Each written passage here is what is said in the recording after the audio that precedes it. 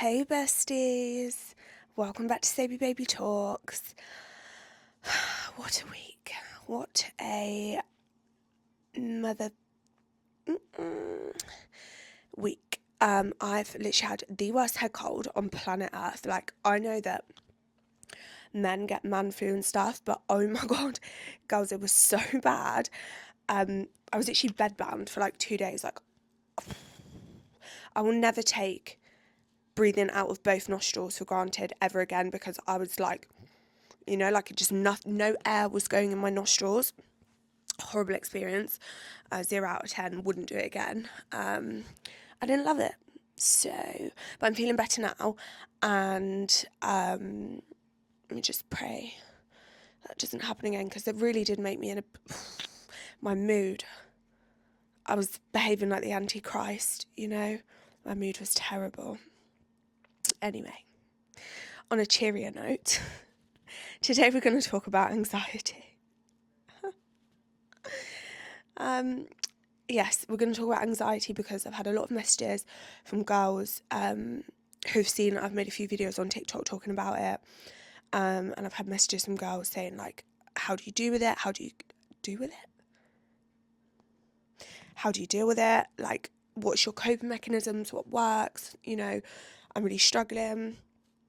I've been there, I've done that, I've got the t-shirt, and sometimes I still wear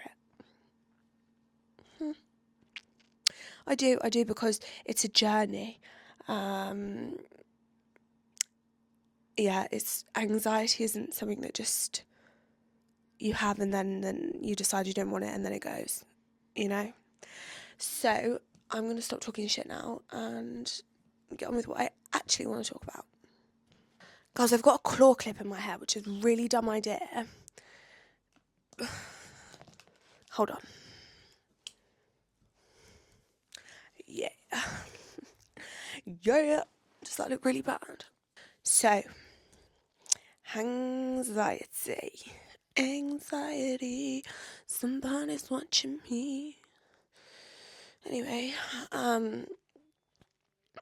so first thing I want to say regarding it is that people that have never had anxiety, it's like, do you know, it's such a thrown around term these days, like, oh, anxiety, she's got anxiety, he's got anxiety, whatever. Like, but I think there's like levels, and every level is horrible. Like, I wouldn't wish anxiety on anyone, but I think a lot of people do struggle with it, and I think I got to a level where, like, I literally couldn't cope with how much anxiety I had. Like it was ruining my life at one point. And I think, I don't know, you hear anxiety and it's just because it's so common now for people to say that, it's like, oh, like, it's not that bad. Like, it's just a bit of anxiety, just a bit worried, just a bit nervous, whatever. And it's so much more than that. Like, if you've really struggled with it, it's so much more than that. So if you are watching this and you're really struggling with it, I feel you. Like, I get it. I really, really get it. It is one of the most debilitating, horrible, horrible things you can have. It really is. So, my anxiety journey started a long time ago when I was a kid. And in all of these videos, I've actually said, oh, when I was a kid, something started or whatever. Can you guess where my trauma came from? Yeah. So, my anxiety started as a child, and I can vividly remember my first, looking back now, I think it was my first panic attack, like my first feeling of anxiety. And it's so weird that, like, I can see it, I can see what I was wearing. It was my birthday party, all my friends were at my house, we were having like a disco in this very room that I'm sat in now. We were having a disco, and we turned the lights off, and we got like disco lights, music was on, all my friends would dance around the room. I was about 8, I think it was my 8th birthday, and it was almost like, this is so dramatic, like saying it like this, but it was almost like everything stopped for a second. I had like this drop in my stomach, and it was like like, you know, when you're so nervous for something, and like when people say like, oh I say my heart's in my bumhole, but like, or when you go on a roller coaster, that's it. When you go on a roller coaster and it goes down and your stomach drops and it feels like it's falling out your bum, it was that feeling. First time I'd ever had it. And it was almost like everything else was carrying on around me, but this feeling, and like a thought had come into my head about something that I knew that was coming up that I didn't want to do. I might as well tell you what it was. It's not that. I have no reason not to tell you. So my dad took me, my brother and my mum to family court because I didn't want to go and see him anymore. I had my reasons, whatever. I didn't want to see him on the weekends, and he took us to family court, and we used to have to go to, some of you might have heard of it, Cafcass, and like write all this stuff down and say why we didn't want to go and like whatever. And I knew that was coming up, and it popped into my head. I was thinking, oh, I've got to do that like next week. And then the drop happened, and it was like everything else just carried on around me, and I was just looking around thinking, like I felt panicked. I really did. And then it went off, and I carried on. I don't remember the next one I had after that, but I remember significantly that being the first one that I had. And then sort of growing up, when I was around 13, 14, I had, I would say, like bad anxiety. And that continued, but basically since that very first one, it continuously got worse. I'd say it probably hit its peak when I was 16, 17, after I lost my granddad. It was very bad then. And I had triggers, like it wasn't constant, but it was exhausting so that it was constant, if that makes sense. Like the panic attacks, you know, would go and come, but the feeling I was left with afterwards between panic attacks, so it was constant, if that makes sense. So I went on, I can't even remember what the first one I had was, but I went to the GP and I was under like the mental health people, whatever. And I went on, I can't remember the first one I had. Was it fluoxetine? They put me on some sort of antidepressant, anti-anxiety, whatever. And I've had propranolol, diazepam, whatever. I've been on a lot of different tablets for my anxiety, and I'm on sertraline now. I've been on escitalopram. Yeah, a few. And probably when I was about between 16 and 20, I'd say, even 21, actually probably up until the beginning of this year, 23, and my anxiety was bad, and it wasn't like around things from now. I think it was a lot from my trauma, and I'd get this like the same dropping feeling, like a trigger would happen, something would happen, I'd get this dropping feeling in my stomach. And I always say, like, when I describe it to people, if you're on a roller coaster and you get that dropping feeling, you know it's going to stop. So it's fun because it's really intense and it only lasts a few seconds and it goes. Trying to live with that constant, that feeling, and I sweat, I feel sick, sometimes I am sick, I'm shaking, I can't think. Trying to live with that and then complete normal day-to-day tasks is so hard. Like it, and that's the only way to describe it, is like this, trying to live with that intense feeling all the time of, it's not just a bit nervous and it's not just a bit worried. And sometimes it would happen, I wasn't even thinking of anything in particular, but it would just happen. And to be honest, when it was at its worst, I was acting like loopy because I almost like I always had this thing of, I need to get away. But you can't get away from what's in your own, like what you're feeling. So then it'd make me act really irrationally because all I wanted to do was stop the feeling, and I couldn't stop it. I could not stop it. Like, obviously the GP and mental health people and whatever put me on all these tablets, and referred me for, I've had so many different therapies. Oh my God. I've had EMDR, I've had hypnotherapy, talking therapy, DBT, CBT, all of that stuff, counselling, specific types of counselling, bereavement counselling, whatever. And everyone knows that, like, in the mental health services, they say to you, because I've had to have the crisis team out before, and they say, oh, have a bath and a cup of tea. Which is baffling to me. Baffling. That does not work. And when you're in that state of crisis, like, the thing is that people try and say all the time, like, oh, deal with it before it gets to that point. But I could be fine. A trigger happens, and that's it. As soon as it's happened, my stomach's dropped, I can't breathe, I'm panicking, and I want to get out of my own body. So then how does anything that you could do before, do you know what I mean? Doesn't work. So there really was points where, like, when it happened, I just used to cry and be like, I don't want to be here anymore, because the feeling was so intense that you can't live like that. Like, you actually can't live like that. And then even if there wasn't a trigger, there's like this constant fear was in the back of my head all the time that, like, if something happened, I knew I wouldn't be able to deal with it. So then I was constantly just, like, apprehending the next thing, and would I be able to get through it? Would I be able to deal with that feeling? It's so physical anxiety. Like, for me, it's such a physical thing, like the being sick, the feeling in my stomach, that, I wouldn't eat. Jesus, I wouldn't eat for days. Like, if a trigger happened and I felt that feeling, I wouldn't eat for days. I couldn't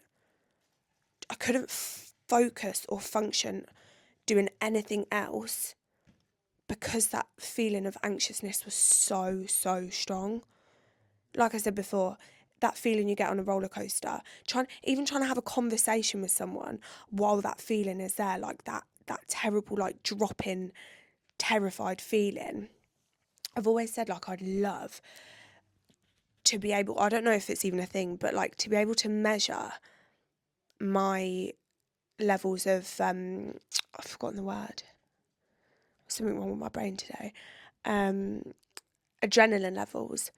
Like, I don't even know if that's the thing you can do, but, like, when I used to have, like, these really bad episodes of anxiety and whatever, I don't even know if it's a panic attack, so it lasts for days.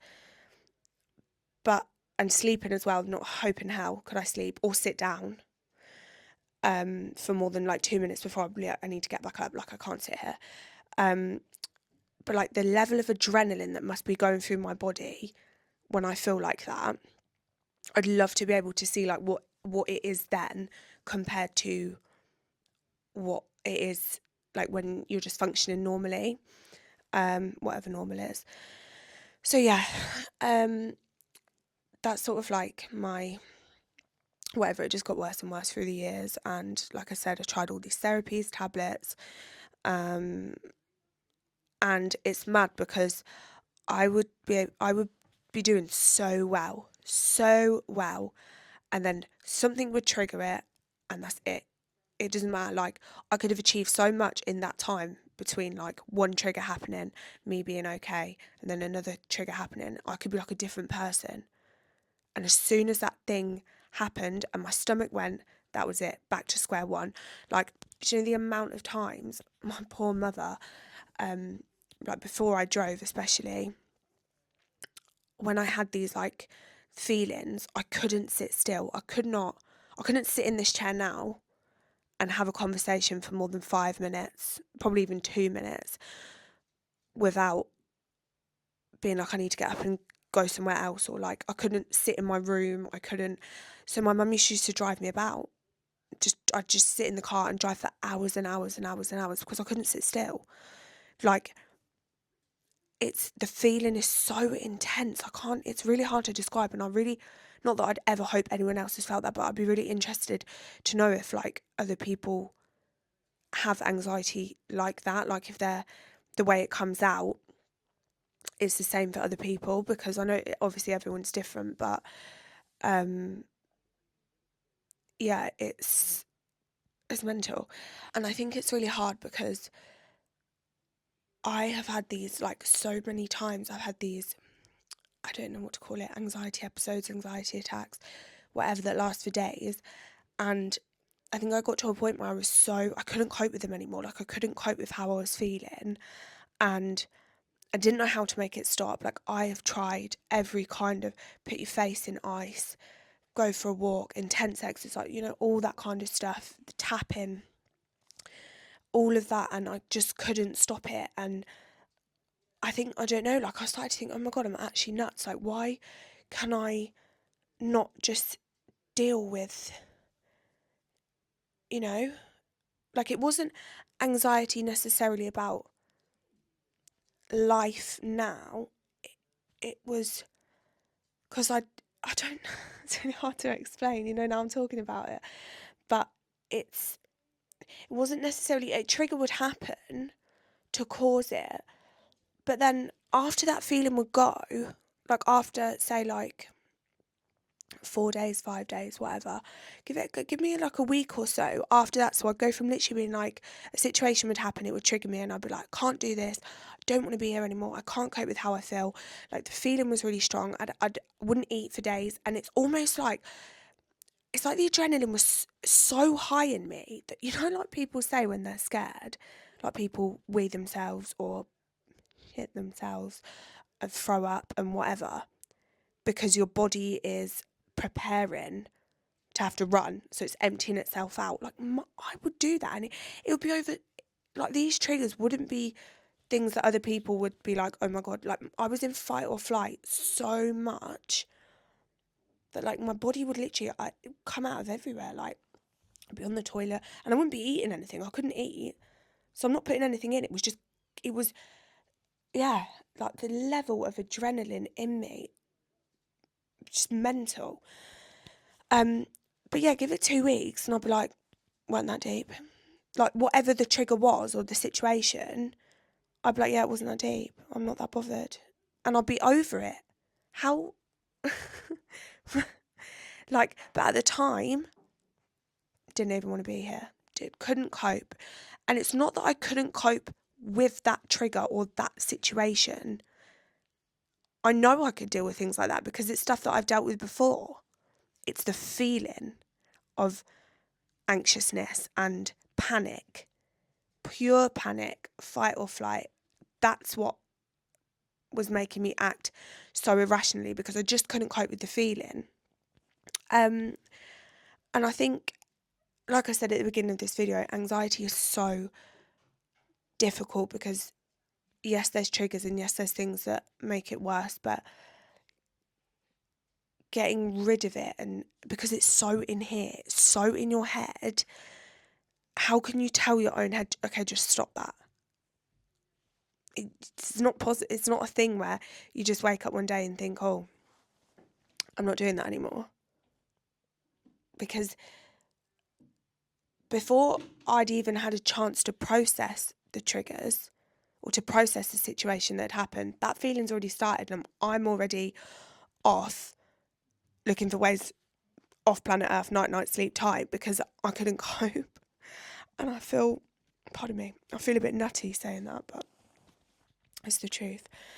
And I have been diagnosed with other things, but the other things I feel have all come from this.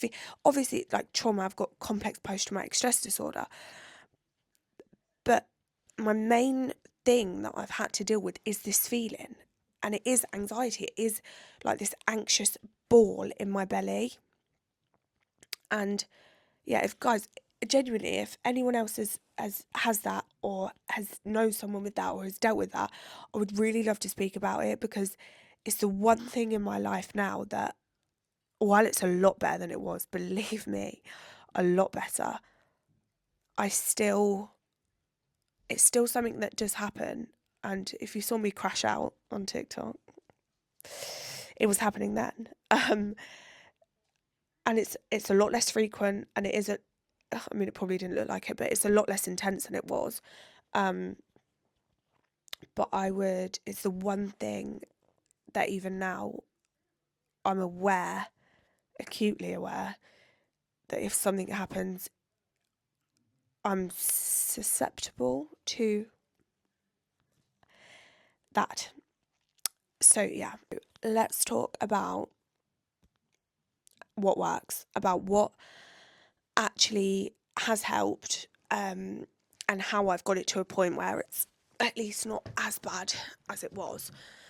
I'm getting all caught up in my blanket. Hold on. Oh, fuck's sake. Ow. Anyway, so like I said, I'm on sertraline now. I'm on 100 milligrams, and I have diazepam as and when. I don't really take it, even when that feeling's there. I don't really take it because I just feel that it makes me, I can't think straight, but I still have the feeling. It doesn't take that feeling away. And I do still get it on the sertraline, but obviously not as bad. So I must be doing something, the sertraline, I don't know. And the therapies, I think therapy is so generalised, like, but everyone is so different, and everyone, like, the things that trigger, the things that work, the things that don't, all of that, everyone is so different. So for me,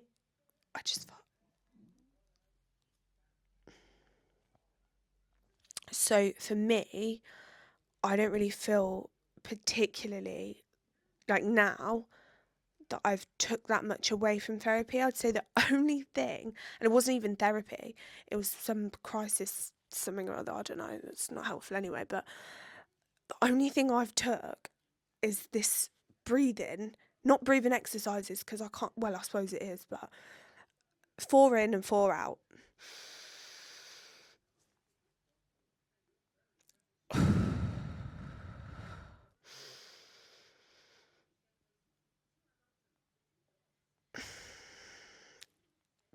And I don't know why that one, it doesn't get rid of the feeling, it doesn't get rid of my anxiety, but when I feel like I'm about to absolutely, then sometimes I will do that. Sometimes the chest tapping, but it's always, like, all of those things are things that I can do in the moment, but it still doesn't stop. Still haven't cracked how to actually fully stop that feeling, which is something, like I say, it's better, but it's something that I would love to work out, and be able to completely stop. I think what's worked for me, and I think it's so much more individual, but it's you that's got to do it. Like, people say all the time, oh, Emily, like, I love your don't care attitude. I love, like, probably I come across sometimes, especially to men, like, blunt and rude and, like, very dismissive, which I am. But they're my own protective things. And to me, as long as I have, like, I've built these protective bits of me up to protect myself, and as long as they're there, nothing seems quite as bad or quite as hurtful or quite as anxiety provoking or whatever. And you can look at it one or two ways. Or you've got your walls up all the time, and this, that and the other, that's not good. Or I'm protecting myself, and I'm protecting my peace, and I've been through too much to let myself feel like that again. So whatever I have to do to create my own little happy, safe life, I will guard that with every bit of me, because I've been through too much pain and too much not wanting to be here and too much all of that kind of stuff to let that go, And I think building yourself up, or for me, building myself up into someone that it's almost like I need to be sure of myself all the time, because if I'm sure of myself, when these things happen, yes, it wobbles me, and yes, I don't feel good, but I know that I'm me, and I'm safe, and I'm okay. And when this feeling goes, because I have to tell myself that all the time, when this feeling goes, I'll be back to me, and me is good, me is happy, me is safe. I sound like Yoda. Does that make any sense? Like, I think when you've been through trauma and PTSD or depression, anxiety, whatever it is, to come out the other side, you have to build yourself up thick-skinned. You have to build yourself up with barriers, you do. And you have to build like your own little fort within yourself that's really strong. And that's so sort of the fact that I come across sometimes the way I do, it doesn't bother me, because the amount of shit I've been through to get to now, if people think I'm blunt and rude and disrespectful or whatever, like, I know I'm not, but I know I am the way I am to protect myself, and that's the most important thing to me, you know? And I think another thing that I just mentioned, which helps, is when I get these feelings, because I've done it so many times now, no matter how bad it feels in the moment, it will go. It will go, because I've done it over and over and over again. And for a couple of days, it is awful, and I literally feel like I'm clinging on to life. But if I can just push through that, it will go, and I'll be back to the me that I've built up, you know? It's almost like, I don't know, it's almost like being ill, but you know, if you can just get through it, it will go and you'll feel like yourself again. So I think knowing that it will pass, I think having things you do when you feel anxious, like, it used to be a thing for me, like I said before, my mum used to drive me around everywhere, but when I got my driving licence, I'd go for a drive, sometimes for hours. I'd go for a drive, I'd stick my music on at night, sometimes 1, 2 in the morning if I couldn't sleep and I was feeling panicky. I'd go for a drive, and that was like my go-to thing. As soon as I felt a feeling, I'd be in the car and I'd be driving. And I know that then when I start to come out of it, I see my friends.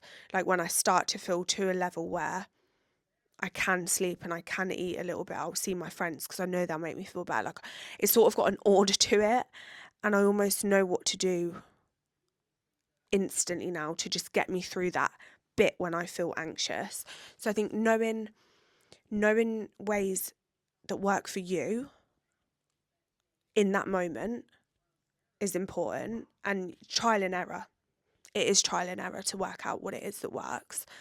I think building yourself up when you are feeling better, whether it's between if it's, I don't know, some people fluctuate up and down and some people don't, but when you are feeling better, building on you and working on yourself and working on ways you can protect yourself and protect your life and your peace, and just know that it will pass. Like, those days are horrible. Like I say, I do still get them a lot less frequently, but still get them sometimes now, and they are horrible and they feel like I can't cope. But the times in between, when I am okay and when life is good, I have to hold on to that. I really, really hold on to that. So I suppose, in a sense, if you're like me and you have those ups and downs, when life is good, just take it all in and make the most of it, because then when I'm not in a good space, I can really look back on the good things I've done in the last few months or however long it's been. And I think that was really good, and that was really good. And that stuff will come again if I can just get through this panicky bit and this anxiousness and this whatever, if I can just keep pushing through it, that will come again. And I think that's so important. Just while you feel good, grab life by the bollocks. That was very motivational of me. Was it? It was, yeah. But yeah, if you are struggling with any of that kind of stuff, I know I say it all the time, but my messages are always open, and please feel free to talk to me. I would love to speak to you guys as well if you have similar experiences, or you get where I'm coming from in any way, because sometimes I do feel like I'm going loopy and I'm on my own with it a bit. I know I'm not, but you know, it can feel like that sometimes. And yeah, my messages are always, always open. You are not on your own. You're seen, you're heard, and I love you all. I want to give you all a hug. Anyway, I will see you guys in next week's episode. Thank you ever so much for listening to me waffle. I love you all. Have a good weekend.